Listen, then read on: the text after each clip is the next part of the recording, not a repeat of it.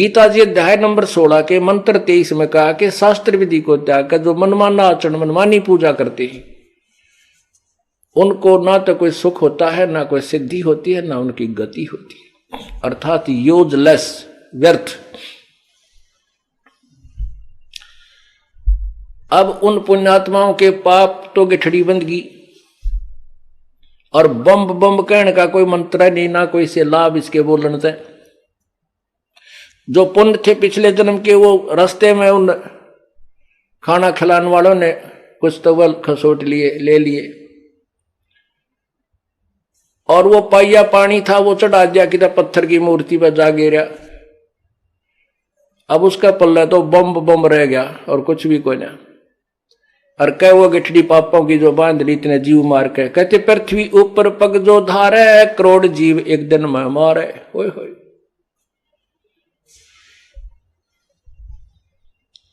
और फिर ये क्या करते हैं, दूसरा शब्द बोला, लड़कियां न तो कहेंगे ए बोली, बेबेर न तो बोली कहेंगे, वो नु कहेगी ए बोले। आपस में बताओ इनका के नाता हो यो, बाण भाई भी हो है या क्यों और सिस्टम, इसका कौन सा नेक बनावा। तेन ना बोलन का बेरा। बोली तो पार्वती ने कहेंगे और बोला कहें शिव जी ने। तुम आप भगवान देवी और देवता बन गए, फिर पूजा किसकी कर रहे हो। तो क्या बताते हैं, कक्कड़ भांग तमाकू पीवे बकरे काट तलावे हैं, सन्यासी शंकर को भूले ये बम्ब महादे झावे। इन सन्यासियां थी अब बम्ब सब दिन भोले भगतान मिल गया, ये भी बम बम कर कहने लगे रहते हैं भगवान प्राप्ति के लिए। अब भोला शब्द वैसे भगवान के लिए प्रयोग नहीं करना चाहिए हमने, ये उनकी बेइज्जती कर रहे हम।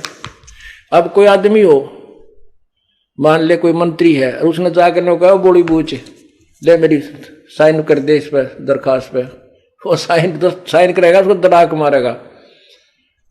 अब उसने भोला कहना, भोला कह जैसे बोली बूझ कह देख के बात है। तो भगवान का नाम तो भोला धर रे, आ बोले। भोला मीन मतलब कति मूर्ख पागल जिसने कह का ना भी रहो, कोई बकाले की तो धंधा लाए रहा उसने सारा दिन। तो इस तरह के व्यक्ति को भोला बोलते हैं।